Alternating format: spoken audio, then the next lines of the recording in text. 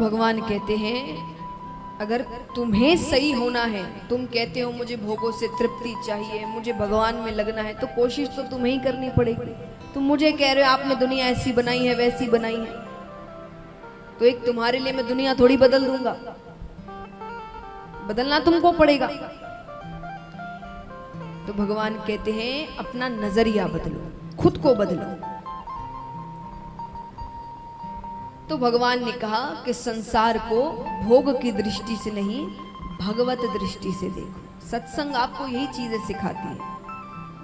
देखिए जीवन में कई ऐसी चीजें होती हैं जिनमें बदली नहीं चलती। बदली यानी कि मेरे बदले कोई और कर ले। कई बार होता है ना, कोई काम है हमसे नहीं हो पा रहा तो हम किसी और से कह देते हैं कि भाई तुम कर लो। बच्चों के होमवर्क है, बच्चे नहीं कर रहे, माता पिता कर देते हैं, वो जाके दिखा देते हैं। इसको कहते हैं बदली, किसी के बदले किसी और ने कर दी। तो संसार की कुछ चीजें हैं जिसमें बदली नहीं चलती। पहला भोजन। ऐसा हो सकता है भाई मुझे बहुत जरूरी काम है, मेरे बदले का भोजन कर लो, मेरा पेट भर जाएगा। हो सकता है ऐसा? नहीं, खुद को ही करना पड़ेगा। दूसरा शादी। कोई कहते बहुत जरूरी मीटिंग है, फेरे तुम ले लो, मैं दोस्त हो तुम मेरे, फेरे ले लो फिर मैं आ जाऊंगा। कर सकते ऐसा? नहीं। तीसरा मृत्यु। मेरे घर में शादी है भाई, मेरे बदले तुम मर जाओ, कोई मरेगा। और चौथा सत्संग। सत्संग में भी बदली नहीं चलती है। ये खास करके पुरुष वर्ग के लिए है ये बात। मैंने कई पुरुषों को कहते हुए सुना है, हम इतनी पूजा पाठ नहीं करते, काम करते हैं, पत्नी करती है, उसके बदले का हमें मिल जाता है। कुछ भी नहीं मिलता, 1% नहीं मिलता। मैं सच्ची कह रही हूं, वो जो कर रहे हैं सब उनको मिल रहा है। सत्संग में बदली नहीं चलती। भगवान ने प्रहलाद जी से कहा कि प्रहलाद तुम स्वर्ग जाना चाहते हो कि नरक? उन्होंने क्या जवाब दिया होगा? स्वर्ग। आप कहां जाना चाहेंगे? स्वर्ग है ना, लेकिन उसके लिए तो मरना पड़ेगा। तो भगवान कहते खुद के मरे बिना स्वर्ग भी नहीं मिलने वाला, उसके लिए भी मरना पड़ेगा पहले तुम्हें। और मरने से सबको डर लगता है। तो भगवान कहते हैं अगर कल्याण करवाना है, मुक्ति चाहिए, सुख चाहिए, तो सत्संग तो करना पड़ेगा। वो किसी और के भरोसे छोड़कर रखोगे तो कैसे चलेगा? हमने हर चीज को मर्यादा दी है जीवन में, हर चीज को, काम को, रिश्तों को, मनोरंजन तक को हमने मर्यादा दी है। मर्यादा यानी नियम अनुसार कि हफ्ते में संडे का दिन मस्ती का दिन है। तो सोचिए हमने मनोरंजन तक को इतनी मर्यादा दी है कि उसका भी दिन निकाला है। सत्संग को कोई मर्यादा नहीं है। कथा होती है, समय है तो आएंगे, नहीं है तो नहीं आएंगे। पूजा पाठ भी काम के अनुसार, अगर काम नहीं हुआ, समय मिल गया तो कर लिए, नहीं तो पूजा को थोड़ा पोस्टपोन कर सकते हैं, थोड़ी देर बाद कर लेंगे, शाम को कर लेंगे। क्यों? क्योंकि इतना जरूरी नहीं समझा गया इसको। और बच्चे यही देखते हैं। हम क्यों कहते आजकल के बच्चे भगवान को मानते नहीं है? उनको बताया ही नहीं जा रहा कि ये जरूरी है। हर चीज को इतनी मर्यादा दे दी गई है बच्चों के लिए कि भाई ट्यूशन इतने समय जाना है, ये इतने समय करना है, खेलकूद भी जरूरी है, इतने समय खेलकूद के क्लासेस है तुम्हारी।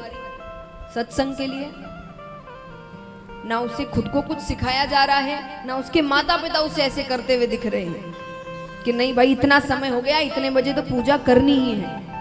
तो बच्चा भी देखकर सोचेगा कि जैसे ये सब जरूरी है, ये भी जरूरी है, पर उसको ऐसा कुछ नहीं दिखता।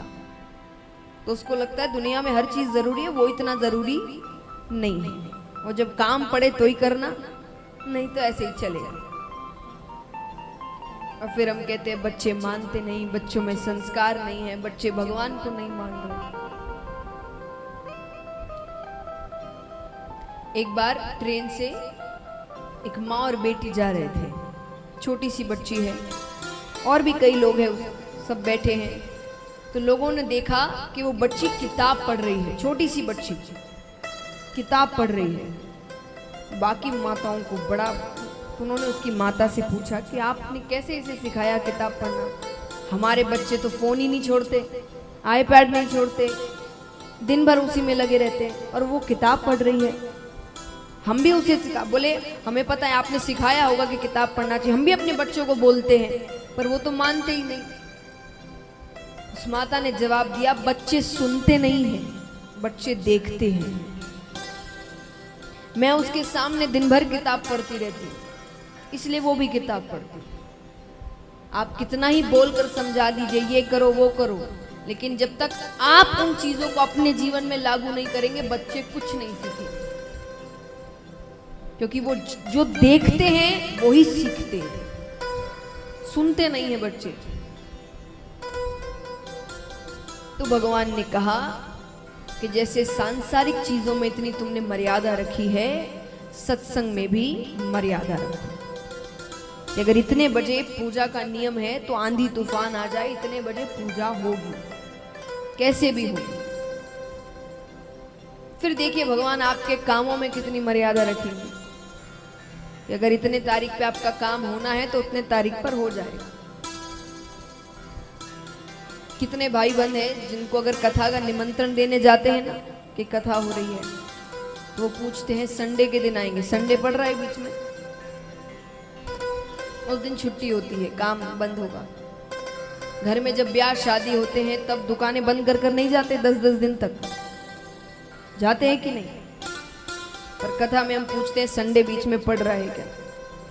और विचार करिए, ऐसा कभी ना हो भगवान, लेकिन कभी आपके जीवन में कोई संकट आया और आप भगवान के पास दौड़े दौड़े जाते हैं कि मंदिर जाते हैं, भगवान मेरी रक्षा करिए, भगवान इस संकट को दूर करिए, और भगवान पलट कर आपसे कह दे संडे के दिन आना, उस दिन मेरी छुट्टी रहती है, उस दिन काम करूंगा, अभी समय नहीं है मेरे पास। कैसा लगेगा आपको? अच्छा लगेगा? सोचिए उनको कितना खराब लगता होगा कि मुझे अपने अनुसार समय देते हैं। ये सब, ये खाली है तो भगवान को पूज लेंगे, नहीं है तो छोड़ो। तो भगवान बहुत सी बातें समझाते हैं प्रहलाद जी को, उसके बाद अपने धाम भेज देते हैं। अब दूसरा प्रसंग आता है।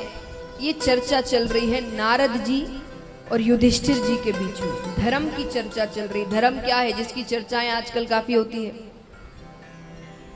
न्यूज इत्यादि में देखते रहते। धर्म क्या है, क्या मानना चाहिए, क्या करना चाहिए।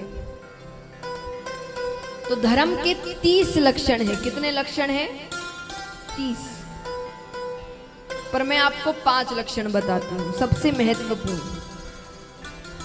क्योंकि अगर ये शुरुआती 5 लक्षण आपने नहीं माने तो ऊपरा ऊपरी कार्य करने से कुछ नहीं होने वाला।